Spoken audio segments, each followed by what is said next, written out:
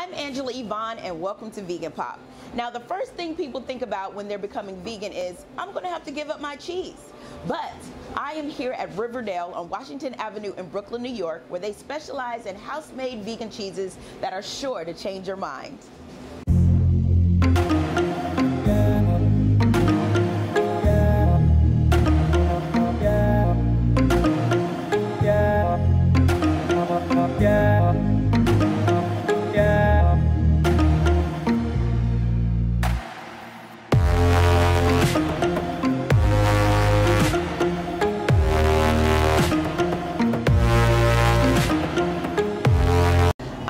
With Michaela, the owner of Riverdel, this exquisite cafe where you can get cheeses, you can get vegan products. Tell us why you wanted to have this cafe here in Brooklyn. Well, I'm vegan. I like food, and I live in the area, and I thought there was really an opportunity to actually showcase what's available. I think a lot of people don't even know the options that are out there, the great vegan cheese that's available.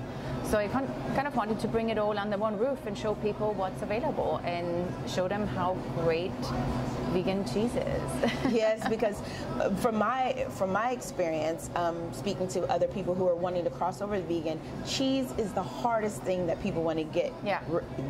They cannot even fathom that I would have to give up cheese. Yeah. But being here at Riverdel, we've learned so much about your different cheeses here. Go ahead and explain what we have in front of us. We have this beautiful cheese plate.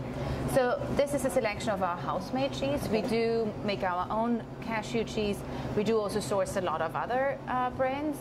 But what we have here are a selection of our Billy cheeses, which is kind of a shepherd style. And then we have here our Starodescent, that's our Heinrich, which is actually an aged beer cheese that we season with caraway. So think of like Oktoberfest, very hearty, very strong in the flavor. This is our Pepper Billy, that's the one you helped making.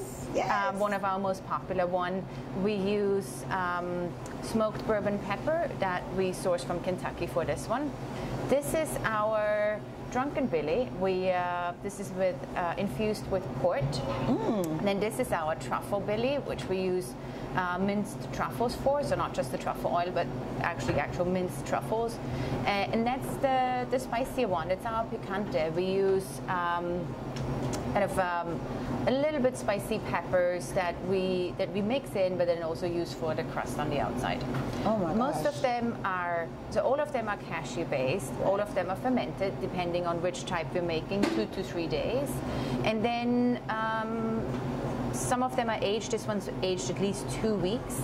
Generally, the longer they are aged, the better the flavors marinate. But we use fermentation and aging techniques just like with any other cheese. So what are the types of nuts that you use in order to make cheeses other than the cashew? Because I know that that's like one of the most popular ones, but what other nuts?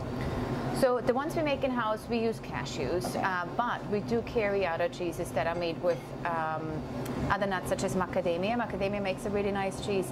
Almonds are also becoming more popular. We see a lot more cheeses made with sunflower seeds for people that want to avoid nuts. And then of course there's soy. There are also soy-based cheeses that are really nice, especially some that are a little bit more melty and stretchy. They're often soy-based ones. Okay. So can you get cheese without the soy? Because I know some people are... Most of the cheeses we carry don't have soy. Like there's no soy in these. Soy doesn't need to be in it actually. Most of the nut-based cheeses probably don't even use soy. So majority of the cheeses we have don't have soy in it.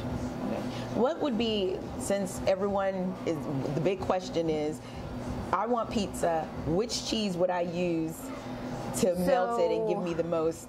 Well, so I think depends what you kind of want to create. Right. We like the truffle on it. It makes kind of a, you could use it as like, you'd use a ricotta or something like that. Nice truffle flavor, maybe add a little truffle oil, mushrooms and so on. So that one would be very, very, very nice. The picante, if you want to make something a little bit more spicy, that is with a spicy sausage, vegan sausage or something like that. Okay. That would be very nice. And of course we have shreds as well that are really made for being put on pizza, so you get that like melty stretchiness and so on. So there's a variety of options actually. So did you have to go to a cheese school in order to do this, or was this more like trial and error? I wish there would be. So two things definitely helped me along the way. My first inspiration came from years ago. So when I became vegan, I always liked cheese. So Yes. I set out to look for cheese. Came across a book by Miyoko, who's the creator behind Miyoko's cheeses.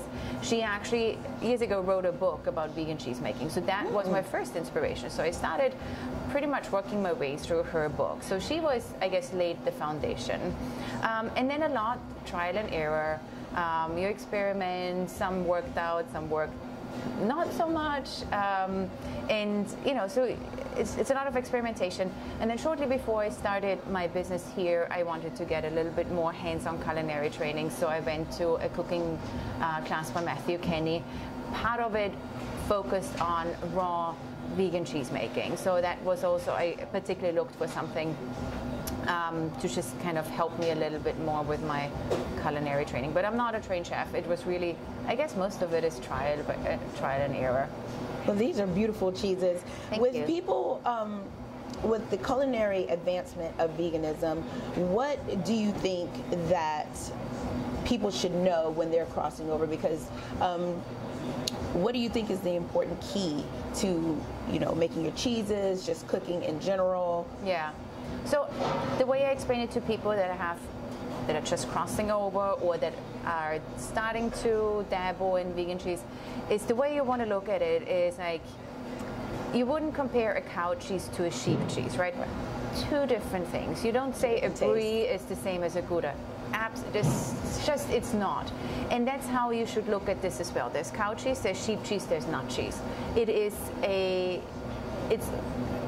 Offers more opportunity, it just extends, I think, the cheese world, so to Right. speak, and that's how you should look at it. Just don't compare it to a cow cheese because it's its own type of cheese. You can get anything from a shredded mozzarella to a aged Gouda to a buffalo mozzarella style, but they're all nut based. It won't be the same as, a sheep cheese or anything. Right. It's still really good. It has similar techniques and so on. So I always tell people, just don't look for imitation. Look for something more original. Okay. So we may say like, hey, this is a Gouda style, but it is really its own. Just as you would say, a cow milk Gouda and a goat milk Gouda are not the same, so you would also not expect the same from a nut-based Gouda style. Okay. So that's what I always explain to people. And for a lot of the cheeses we hear, we really focus on something like this. You want to create a cheese platter, especially something that you want to give your non-vegan friends. Very visually stimulating. Yeah, so that's kind of what we focus on. We do have also some cheeses that are more for cooking, or shreds, or sauces, and so on. So it's all out there. I think try to think of what you want to create, and don't look for the exact imitation, because these products are not imitations. They're just its own word, so to speak. Well, I had the opportunity to make one of the cheeses. I made one just like this. How long does it take for you to do the whole process? About 2 weeks. Oh, for just one cheese? Until it gets shaped and packaged. Yeah, about 2 weeks. Okay. Yeah. Okay. Yeah. So can we get this online, or do you have to come down to Riverdel? Right. So we are primarily a brick and mortar store. Okay. We are in the process of opening a second location in Manhattan, so that's coming soon. Our house-made cheese is available on Vegan Essentials. Okay. They do ship all over the U.S. and like 2 or 3 other stores that we sell our house-made cheese to are this one in Inwood, okay. And one actually in Westchester. But we are very small space. Our production space is very small, so we kind of have to keep it small. How many do you make per batch? Like, I know that you're closed on Mondays, but when you are putting these cheese, how many do you make So per production, so we can make roughly about 150 Per order? per productions. So on a Monday when we fill up all the space we have, we'll probably get out about 150 to 200 pieces per week. Wow. So but what we made last Monday is only going to be ready by the end of next week. Okay. So every week it's kind of a rolling process. Well, tell everyone where we can find you, your location, yes, social so media. we are in Prospect Heights. We are located on 820 Washington Avenue. Our new location will be in the brand new Essex Market, which is going to open at the end of April, hopefully. We're on social media. If you want to reach out to us or come and visit, our hashtag is Riverdel Cheese. And yeah, we are open. We're closed on Mondays here, but we open every day. And on Essex Market, we'll be open every day as well. Yes, and I cannot wait to taste this cheese.